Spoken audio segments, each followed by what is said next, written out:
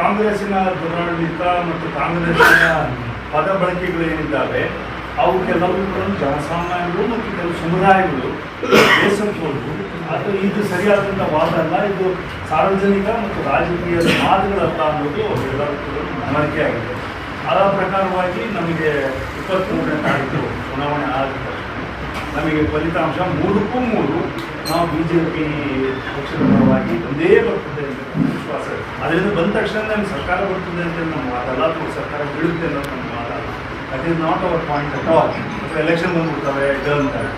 ಆದರೆ ಯಾವ ದುರಾಡಳಿತ ಇವತ್ತು ರಾಜ್ಯದಲ್ಲಿ ನಡೀತಾ ಇದ್ರೆ ಅದರ ವಿರುದ್ಧವಾಗಿ ಈ 3 ಕ್ಷೇತ್ರಗಳು ಅದು ಒಂದು ದಿಕ್ಸೂಚಿ ಆಗುತ್ತೆ. ಮುಂದಕ್ಕೆ ನಿಮಗೆ ಗಂಡಾಂತರ ಇದೆ ಕಾಂಗ್ರೆಸ್ ಪಕ್ಷಕ್ಕೆ ಅನ್ನೋದು ದಿಕ್ಸೂಚಿ ಅಂತೂ ಆಗುತ್ತೆ.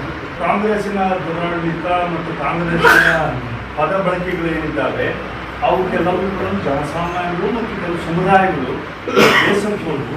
ಅದು ಇದು ಸರಿಯಾದಂಥ ವಾದ ಅಲ್ಲ, ಇದು ಸಾರ್ವಜನಿಕ ಮತ್ತು ರಾಜಕೀಯ ಮಾತುಗಳಲ್ಲ ಅನ್ನೋದು ಎಲ್ಲರಿಗೂ ಮನವರಿಕೆ ಆಗಿದೆ. ಅದರ ಪ್ರಕಾರವಾಗಿ ನಮಗೆ 23ನೇ ತಾರೀಕು ಚುನಾವಣೆ ಆದ ನಮಗೆ ಫಲಿತಾಂಶ 3ಕ್ಕೂ 3 ನಾವು BJP ಪಕ್ಷದ ಪರವಾಗಿ ಒಂದೇ ಬರ್ತದೆ ಅಂತ ವಿಶ್ವಾಸ. ಅದರಿಂದ ಬಂದ ತಕ್ಷಣ ನಮಗೆ ಸರ್ಕಾರ ಬರ್ತದೆ ಅಂತ ನಮ್ಮ ಮಾತಲ್ಲ, ಅಥವಾ ಸರ್ಕಾರ ಬೀಳುತ್ತೆ ಅನ್ನೋದು ನಮ್ಮ ಮಾತಲ್ಲ. That is not hour point at all. ಅಥವಾ ಎಲೆಕ್ಷನ್ ಬಂದ್ಬಿಡ್ತವೆ ಅಂತಾರೆ.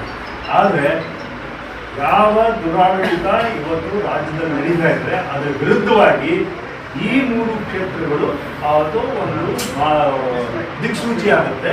ಮುಂದಕ್ಕೆ ನಿಮಗೆ ಗಂಡಾಂತರ ಇದೆ ಕಾಂಗ್ರೆಸ್ ಪಕ್ಷಕ್ಕೆ ಅನ್ನೋದು ದಿಕ್ಸೂಚಿ ಅಂತೂ ಆಗುತ್ತೆ.